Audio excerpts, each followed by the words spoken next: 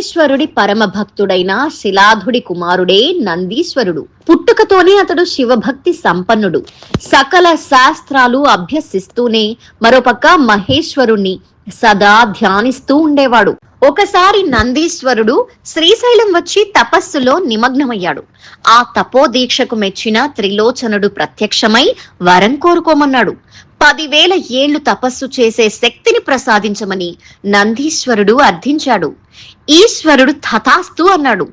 10,000 సంవత్సరాలు తపస్సు చేశాక నందికి నీలకంఠుడు గణాధిపత్యం ప్రసాదించాడు. తనకి అత్యంత సన్నిహితంగా ఉండే అదృష్టాన్ని కల్పించాడు. శ్రీశైలంలోనే కొలువు తీరేలా అనుగ్రహించాడు. శ్రీశైల ఖండం కావ్యంలో ఈ వృత్తాంతం లిఖితమైంది. మహాశివుడి ఎదుట ఉండే నంది ధర్మ స్వరూపం. నంది 4 పాదాలు చతుర్వేదాలకు ప్రతీక.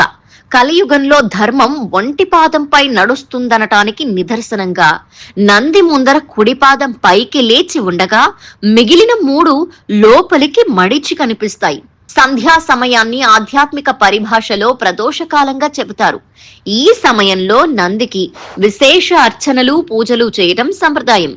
కాలకూట విషం తాగిన పరమేశ్వరుడు తాండవం చేస్తుంటే ఆయన ఉగ్రత్వాన్ని నేరుగా చూడలేని దేవతలు భయపడిపోతారు. అప్పుడు నంది వెనక నిలబడి కొమ్ముల మధ్యలో నుంచి నటరాజుని దర్శించారని పురాణ కథనం. నేటికి అదే ఆనవాయితీగా కొనసాగిస్తూ భక్తులు నంది కొమ్ముల మధ్యలో నుంచే స్వామిని దర్శించటం సంప్రదాయంగా వస్తోంది. ఎంతో మహత్యం కలిగిన నందీశ్వరుణ్ణి తీక్ష శృంగాయ విద్మహే వేదపాదాయ ధోమహి తన్నో నందే ప్రచోదయాత్ అని ప్రార్థించి ప్రసన్నం చేసుకుంటారు.